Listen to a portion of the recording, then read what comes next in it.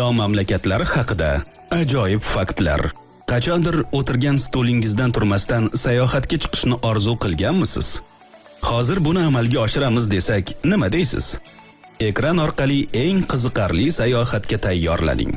1974-yilda Efiopiyada olimlar insoniyatning eng qadimgi ajdodlaridan biri Lucy'ning toshga aylangan qoldiqlarini topdilar. Bu insoniyat biz o'ylagandan ancha avval paydo bo'lganining ilk dalili edi. 5000 yil oldin Xitoyda cho'plar ovqat pishirish uchun ishlatilgan, yeyish uchun emas. Hindiston dunyodagi eng katta pochta tarmog'iga ega. Mamlakatda 155 dan ortiq pochta bo'limlari mavjud bo'lib, ulardan biri suv ustida suzadi. Millionerlar soni eng yuqori bo'lgan mamlakat Amerika. Bu yerda ularning 18,5 milliondan ortig'i yoki dunyodagi umumiy millionerlarning 40% yashaydi. Indoneziyada dunyodagi eng katta kaltakessak Komodo ajdahosi yashaydi. Hayvonlar 5 ta kichik orollarda istiqomat qiladi va odamdan da kattaroq jonzotlarni yengishga qodir. Dunyodagi futbol to'plarining 40% dan ortig'i Pokistonning Sialkot shahrida ishlab chiqariladi. Braziliyada delfinlar baliqchilarga yordam beradi. Odamlar loyqa suvda hech narsani ko'ra olmaydi. Delfinlar esa baliqni payqagach, suvga sho'ng'ib yoki dumi bilan suvga urib signal beradilar. Nigeriyada Nollywood deb ataladigan kino sanoati mavjud. U premyeralar soni bo'yicha dunyoda 2-o'rinda turadi. Bangladesh iqlimi subtropik musson sifatida tavsiflanadi. Biroq bu yerda siz 4 ta emas, 6 ta mavsumni kuzatishingiz mumkin. Yoz, yomg'irli mavsum, kuz, salqin fasl, qish va bahor. Rossiyaning bosh maydoni o'z nomini qizil, ya'ni krasniy so'zi go'zal degan ma'noni anglatgan kunlarda olgan. Bir necha yillardan keyingina u rangni bildira boshlagan. Meksika poytaxti asta-sekin yer ostiga cho'kmoqda. Gap shundaki, shahar bir vaqtlar vulqon kraterida paydo bo'lgan ko'lning markazida qurilgan. Yaponiyada dunyodagi eng ko'p savdo avtomatlari mavjud. Ularning 5 milliondan ortig'i ro'yxatga olingan. Bu yerda hamma narsani sotib olishingiz mumkin. Issiq qahvadan tortib, soyabon va hojatxona qog'ozigacha. Filippinning milliy ramzi Filippin burgutidir. Bu qush hajmi va qanotining uzunligi bo'yicha dunyodagi eng katta qush sanaladi. Misrdagi Xeops piramidalari tarix 7 mo'jizasining eng qadimiysi hisoblanadi. Bundan tashqari, omon qolgan yagonasi ham. Vyetnamda eng katta tabiiy g'or bor, Shandong. Unga kirish joyini mahalliy fermer yomg'irdan yashirinmoqchi bo'lganida tasodifan kashf qilgan. Jurnal birinchi marta Germaniyada chop etilgan. Bu 1663-yilda sodir bo'lgan. Nashr adabiyot va falsafaga bag'ishlangan edi. Turkiya ko'plab mazali shirinliklar vatani. Eng noodatiylari sut, shakar, dolchin, tovuq qiymasi va boshqa bir nechta mahsulotlardan tayyorlanadi. Dunyodagi eng qadimgi mushuk zotlardan biri Fors mushugi zoti hisoblanadi. U ilk marta Eronda paydo bo'lgan. Tailandning milliy ramzi fil. Bugungi kunda bu hayvonlarning faqat mingtachasi yovvoyi tabiatda yashaydi. Boshqalari, ya'ni bir necha mingdan ortig'i allaqachon xonaklashtirilgan. Buyuk Britaniyada otlarga har qanday o'xshash hayvonlar, jumladan ponilar, eshaklar va hatto hayvonot bog'laridagi zebralar ham pasportga ega bo'lishi kerak. Hujjat buglet yoki karta shaklida bo'lib, unda hayvonning yoshi va turi qayd etiladi. Fransiya oziq-ovqat mahsulotlarini konservalarda saqlagan birinchi davlat bo'lgan.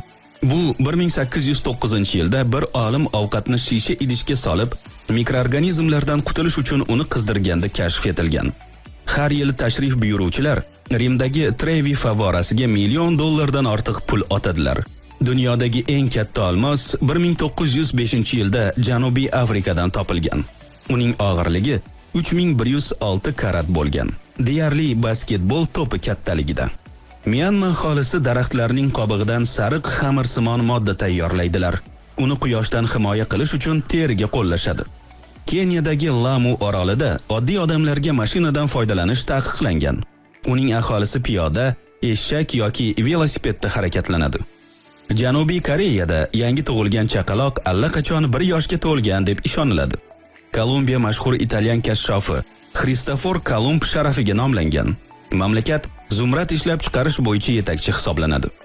Ispaniyada dunyodagi eng qadimgi restoran mavjud. Unga 1725-yilda Madridda fransuz oshpazi tomonidan asos solingan. 4 qavatli binoda yog'och yoqib ishlatiladigan asl pechka saqlanib qolgan. Jinoyatchilar birinchi marta barmoq izlari orqali Argentinada aniqlana boshlagan. Ugandada mingdan ortiq qush turlari mavjud. Bu dunyodagi qushlar populyatsiyasining 10dan 1 qismidan ham ko'proq. Jazoirning milliy g'ururi, tulkilarning eng kichik vakili Feniksdir. Jazoir milliy futbol jamoasi norasmiy ravishda Fenikslar sifatida tanilgan. Sudanda Misrdan ko'ra ko'proq piramidalar mavjud. Taxminan 200 tadan 250 tagacha. Misrda bor yo'g'i 138 ta piramida bor. Polyaklar 19 ta Nobel mukofotini qo'lga kiritishga muvaffaq bo'lgan. Bular orasida 4 ta tinchlikparvarlik uchun, 4 ta fizika va 6 ta adabiyot yo'nalishidagi mukofotlar bor. Juda g'alati harorat o'zgarishi Kanadada yuz bergan. 1962-yilda Albertada havo harorati 1 soat ichida -19 darajadan +22 darajagacha ko'tarilgan. Qizig'i shundaki, o'sha yili mamlakatda Gavay pizzasi ixtiro qilingan. Dunyodagi eng qadimgi universitet Marokashda joylashgan. U 859-yilda tashkil etilgan. Saudiya Arabistonida tuyalar o'rtasida go'zallik tanlovi o'tkaziladi. Unda minglab hayvonlar ishtirok etadi. Sovrin jamg'armasi $370 ming dan oshadi. Dunyodagi eng yirik oltin konlardan biri O'zbekistonda joylashgan. U Muruntau deb ataladi. Agar siz Parax yarim orolidan Peru janubiga dengiz orqali borsangiz, kichkina orol qirg'oqlari bo'ylab bemalol aylanib yurgan pingvinlarni ko'rasiz. Biroq qoidalarga ko'ra, bu yerlarga tushish qat'iyan taqiqlanadi. O'rganilgan eng katta g'or Malayziyada. U Borneo orolida joylashgan bo'lib, hajmi futbol maydonidan 30 barobar katta. Ehtimol Braziliyadagi mashhur samba raqsi Angola ta'sirida vujudga kelgan bo'lsa kerak. Bu mamlakatda samba deb nomlangan shunga o'xshash raqs bor. Gananing janubiy va shimoliy fasllari bir-biridan keskin farq qiladi. Janubda yomg'irli mavsum apreldan iyungacha va sentyabrdan oktyabrgacha davom etadi. Mamlakatning shimoliy qismida esa yomg'irli mavsum martdan noyabr oyining o'rtalariga qadar cho'ziladi.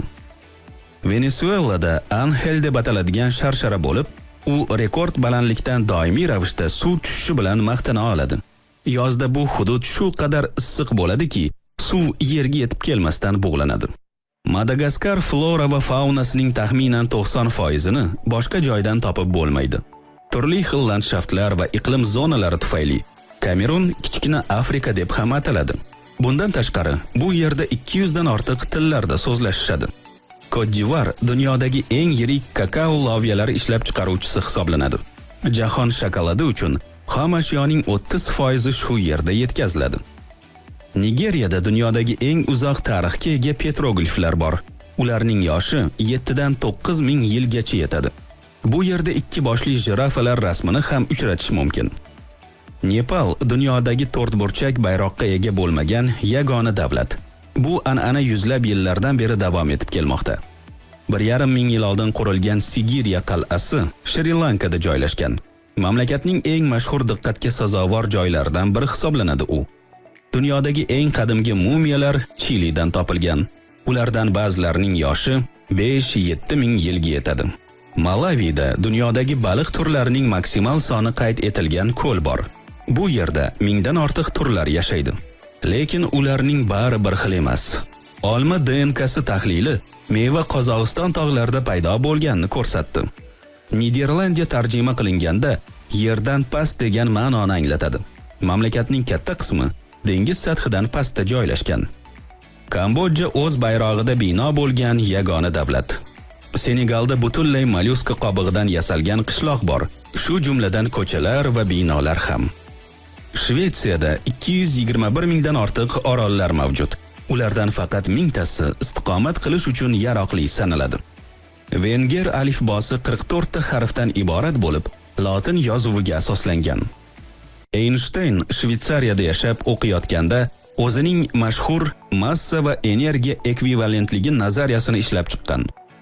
Bolgariyadagi atirgullar vodiysida dunyodagi atirgul moyining yarmidan ko'p ishlab chiqariladi.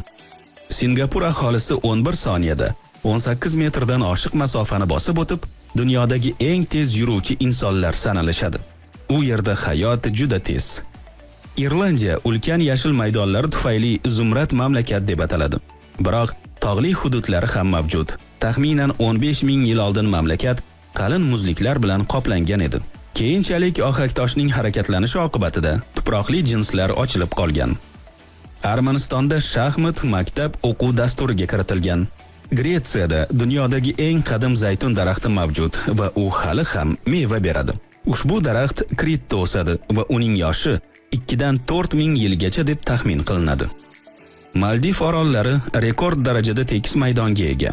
Maksimal yuqorilik dengiz sathidan 240 sm dan oshmaydi. Ishi oyni bezab turgan dunyodagi yagona inson belgiyalik rassomdir. Yiqilgan astronavt deb nomlangan kichik haykalcha 1971-yilda Apollon 15 kosmik kemasi kapitani tomonidan u yerga olib chiqilgan. Chexiya Respublikasida siz ko'plab qal'alarni uchratishingiz mumkin.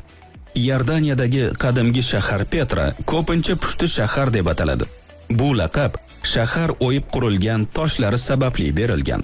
Agar siz bugun yangi narsalarni o'rgangan bo'lsangiz, iltimos ushbu videoga like bosing va uni do'stlaringiz bilan baham ko'ring. Bu yerda sizga yoqadigan yana bir qancha ajoyib videolar bor. Chapga yoki o'ngga bosing va albatta Expert Mediaga obuna bo'ling. Ko'rishguncha xayr do'stlar.